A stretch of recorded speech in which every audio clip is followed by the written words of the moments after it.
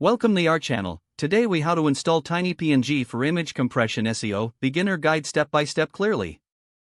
To install TinyPNG for image compression SEO, begin by opening your web browser.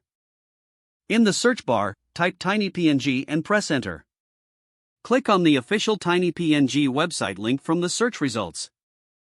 Once the website loads, look for the download or plugins section. Select the option that mentions plugins or integrations for your preferred platform.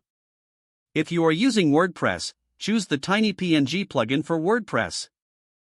Click on the download button to initiate the download process. Once downloaded, locate the file in your downloads folder. If using WordPress, log in to your WordPress dashboard. Navigate to the plugins section in the left sidebar. Click on Add New. Upload the TinyPNG plugin file you just downloaded. After the upload is complete, click on the Install Now button. Once the installation is finished, click Activate to enable the plugin.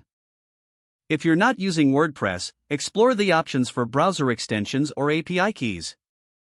For browser extensions, visit the browser's extension store. Search for TinyPNG and click on the appropriate extension. Click Add to Browser and follow the prompts to complete the installation. For API integration, go back to the TinyPNG website and find the API section. Sign up for an account to obtain your API key. Once you have your API key, follow the instructions provided on the website for integration with your website or application. After installation, return to your website or platform settings. Locate the TinyPNG settings to enter your API key if applicable. Adjust any additional settings according to your preferences and needs.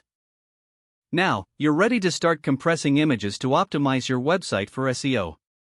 Upload images to TinyPNG through the dashboard or your website's image uploader. Monitor the compression results to ensure quality and performance. Regularly check for updates to the plugin or extension to stay optimized. If the page does not load, refresh the browser or try again in a private or incognito window. Don't forget to like this video and subscribe to our channel for more step-by-step tech guides.